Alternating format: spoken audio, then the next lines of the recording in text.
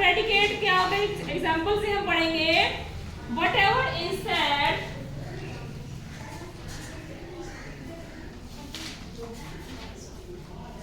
whatever is said यानी कि जो कुछ भी कहा जाता है about the subject,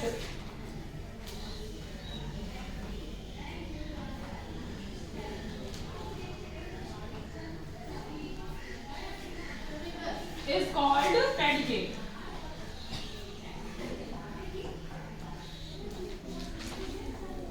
प्रेडिकेट क्या होता है कि जो कुछ भी सब्जेक्ट के बारे में कहा जाता है वो हमारा प्रेडिकेट होता है। अब एग्जांपल है इसका, जैसे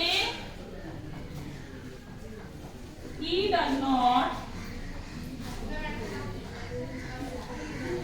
want to, he does not want to go school। अब देखो he does not want to go to school। अब ही हमारा क्या है, इसमें सब्जेक्ट है, और जितनी भी बात कही गई है वो सब्जेक्ट के बारे में कही गई है कि वो स्कूल नहीं जाना चाहता। कौन? हमारा सब्जेक्ट। तो ये हमारा क्या हो गया, एक तरह से प्रेडिकेट हो गया। जो डज है इसमें हमारी डज क्या होगी, फिनिट वर्ब हो गई। ठीक है, डज इसमें फिनिट वर्ब है, और बाकी ये हमारा सारा क्या हो गया, ये प्रेडिकेट हो गया। ठीक है, ये हमारा क्या हो गया, प्रेडिकेट हो गया। अगर इसको अलग अलग पढ़ेंगे तो ही सब्जेक्ट हो गया, डज हमारा फिनिट वर्ब हो गया, और डज से ही हमारा सेंटेंस शुरू होकर कंप्लीट हमारा क्या हो गया, प्रेडिकेट हो गया, क्योंकि ये सब्जेक्ट के बारे में बात कर रहा है। तो यहाँ तक समझ आ गया सभी को? आप देखो, इसका एक पॉइंट नोट करना है कि there is only one predicate in one sentence, कि एक सेंटेंस में केवल एक ही प्रेडिकेट होता है। So there is only one finite verb in it. इसलिए अगर सेंटेंस में एक प्रेडिकेट है तो एक ही इसमें हमारी क्या होगी, फिनिट वर्ब होगी। तो ये हमारी फिनिट वर्ब एक ही है, देखो। ठीक है, एक ही प्रेडिकेट है, एक ही हमारी फिनिट वर्ब है। दूसरा पॉइंट इसमें हमने क्या नोट करना है कि अगर टू फिनिट वर्ब है हमारी,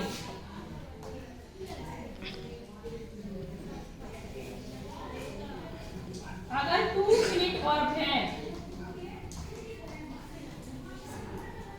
तो क्या होगा हमारा, तो दो प्रेडिकेट होंगे।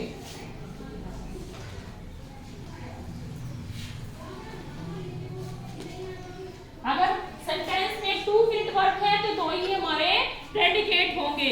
ठीक है, और सेंटेंस कौन सा हो सकता है, वो कॉम्प्लेक्स हो सकता है या फिर कंपाउंड हो सकता है। ठीक है, या तो सेंटेंस कॉम्प्लेक्स होगा या कंपाउंड होगा। अगर उसमें दो फिनिट है तो दो ही इसमें प्रेडिकेट होंगे। ठीक है, यहाँ तक समझ में आ गया? एक एग्जांपल से इसको समझते हैं हम। आप देखो, सेंटेंस है he worked hard so that he could score high marks। ठीक है, अब इसमें हमने क्या है करना है कि इसमें दो हमारी क्या है, फिनिट वर्ब है। वो कौन कौन सी है, एक तो वर्क है, वर्क है, और दूसरी हमारी कुड है। वर्ब और कुड हमारी क्या होगी, इसमें फिनिट वर्ब हो गई।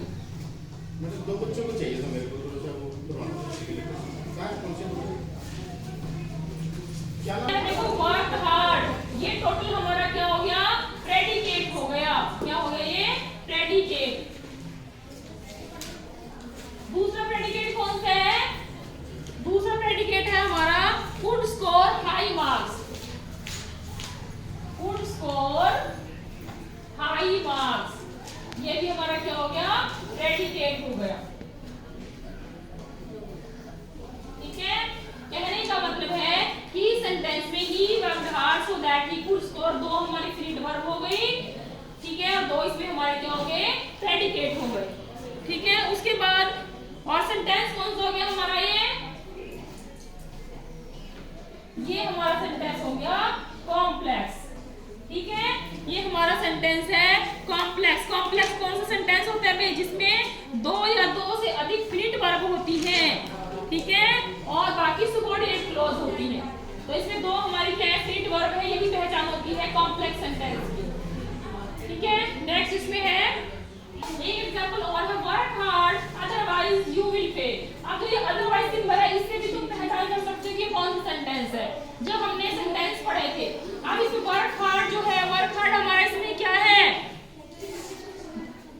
सेंटेंस है work hard otherwise you will fail. Work और फेल इसमें हमारे क्या हो गए, फील्ड वर्ब हो गई, वर्क और फेल।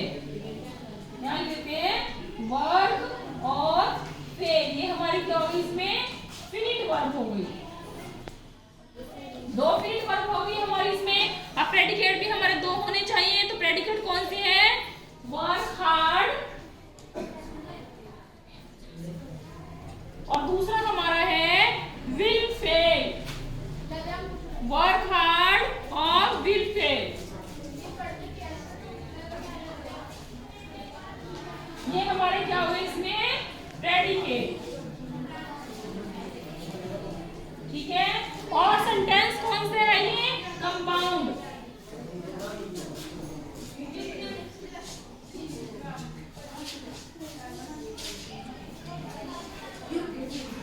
ठीक है, सेंटेंस कौन सा है, कंपाउंड है। पहला हमारा कॉम्प्लेक्स था, ठीक है, इसमें हमारे दो वर्ब होगी, दो प्रेडिकेट होगी। और कंपाउंड सेंटेंस की पहचान मैंने तुम्हें क्या बताई थी, जिसमें दो या दो से अधिक फील्ड वर्ब होती है और दो या दो से अधिक कोऑर्डिनेट क्लॉज होती है। तो इसमें हमारी ये कोऑर्डिनेट क्लॉज है, ठीक है, कोऑर्डिनेट क्लॉज भी अपने आप में ही डिपेंडेंट होती है।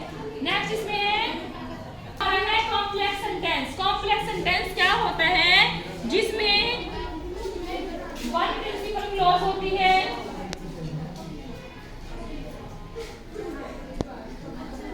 ठीक है। प्रिंसिपल क्लॉज को हम मेन क्लॉज भी कहते हैं, इंडिपेंडेंट क्लॉज भी कहते हैं।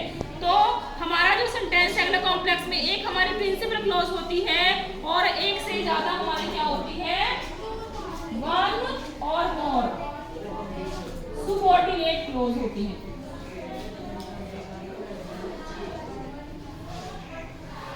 सबऑर्डिनेट क्लॉज कौन सी होती है, जो अपनी मीनिंग को क्लियर करने के लिए प्रिंसिपल क्लॉज पर डिपेंड होती है। तो प्रिंसिपल क्लॉज होती है इसमें, और एक से ज्यादा हमारी क्या होती है इसमें, सबऑर्डिनेट क्लॉज होती है।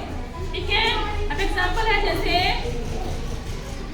देखो हमारा इसमें क्या है, जो हमारा कॉम्प्लेक्स सेंटेंस है, ठीक है, उसमें एक प्रिंसिपल क्लॉज होती है और एक से ज्यादा सबऑर्डिनेट क्लॉज होती है। प्रिंसिपल क्लॉज को हम क्या कहते हैं, मेन क्लॉज भी कह सकते हैं, ठीक है, और इसको हम इंडिपेंडेंट क्लॉज भी कहते हैं, यानी कि जो खुद पर ही डिपेंड होती है, अपने मीनिंग के लिए किसी की जरूरत नहीं पड़ती है। और जो सबऑर्डिनेट क्लॉज होती है उसको हम डिपेंडेंट क्लॉज भी कहते हैं, जो अपने मीनिंग के लिए दूसरी क्लॉज पर डिपेंड करती है। आप एक एग्जांपल से समझेंगे। देखो इसमें एग्जांपल लिखा हमने, he will not succeed if he does not work hard। अब इसमें एक हमारी प्रिंसिपल क्लॉज है, एक हमारी सबऑर्डिनेट क्लॉज है।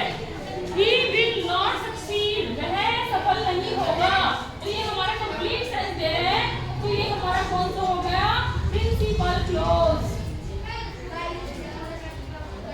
और अगला है if he does not work hard, और ये हमारा क्या हो गया, सबऑर्डिनेट क्लॉज।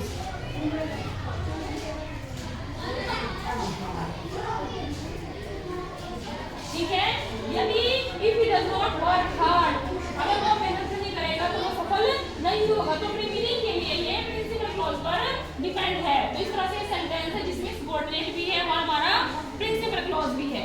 ठीक है, अब आगे हम पढ़ेंगे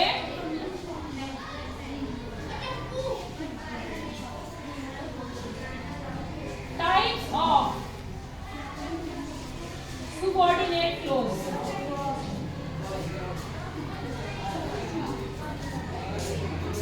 ठीक है, सबऑर्डिनेट क्लॉज के टाइप्स पढ़ेंगे, वो कौन कौन से होती हैं।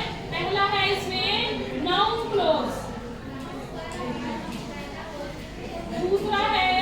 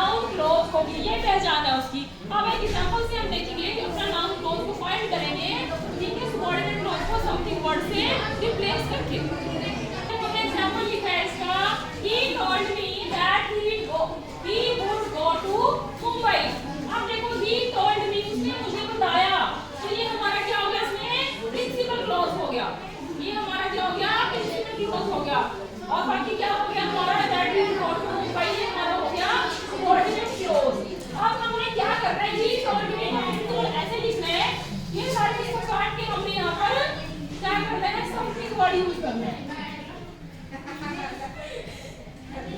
He told me something।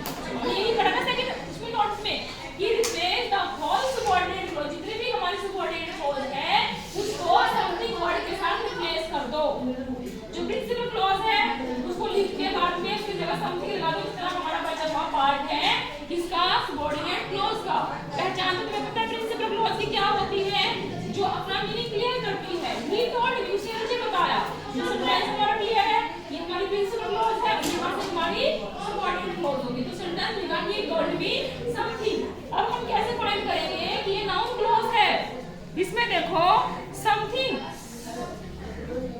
he told me something, उसने मुझे बताया समथिंग, कुछ बताया। तो क्या बताया, दिमाग में आएगा ना, उसने मुझे बताया क्या, जो हमारा जो क्लॉज हमारे क्या का आंसर दे वो हमारी क्या होगी, नाउन क्लॉज। उसने मुझे बताया, क्या बताया भाई, कुछ तो बताया, जो बताया वो क्वेश्चन मार्क है, वो हमारा क्या हो गया, नाउन क्लॉज हो गया। ठीक है, he told me something, उसने मुझे कुछ बताया। तो इस सेंटेंस में जो है समथिंग व्हाट, हम लिखेंगे ना समथिंग व्हाट, जो वर्ड का आंसर दे। उसने मुझे बताया समथिंग, समथिंग मतलब समथिंग क्या, आप कहें कि समथिंग क्या बताया, तो जो समथिंग क्या है यही हमारा क्या है, नाउन क्लॉज है। ठीक है, जब सबऑर्डिनेट क्लॉज प्रिंसिपल क्लॉज के मेन वर्ब को से किए गए प्रश्न का क्या का आंसर देती है तो वो हमारी क्या होती है, नाउन क्लॉज होती है। Something what, noun clause. तो उसको हम कैसे याद रखेंगे, जब सबऑर्डिनेट क्लॉज, सबऑर्डिनेट क्लॉज कौन सी होती है, जिसकी जगह हमने समथिंग वर्ड को रिप्लेस किया है, प्रिंसिपल क्लॉज के मेन वर्ब से किए गए प्रश्न का उत्तर देती है। ठीक है, तो उत्तर किसने दिया, अभी समथिंग, हमने समथिंग लगा दिया प्रिंसिपल क्लॉज के आगे, तो वो हमारा उत्तर मांग रहा है। तो उसको उत्तर किसने दिया कि समथिंग क्या, जो क्या का आंसर देती है। देखो मैंने इसमें भी लिखा है कि जब सबऑर्डिनेट क्लॉज प्रिंसिपल क्लॉज के मेन वर्ब से किए गए प्रश्न का उत्तर देती है, क्या का उत्तर देती है, तो वो नाउन क्लॉज होती है। ठीक है, हमने इसमें देखना है सेंटेंस को डिवाइड करके कि प्रिंसिपल क्लॉज कौन सी है, सबऑर्डिनेट क्लॉज कौन सी है। ठीक है, समझ आ गया ना। अब ये तो हमने सेंटेंस तीनों पढ़ लिए हैं। नाउन क्लॉज में जो हमने पढ़ा था कॉम्प्लेक्स, कंपाउंड और सिंपल सेंटेंस। अब कुछ डिफरेंट टाइप्स है नाउन्स के, वो हम पढ़ लिए।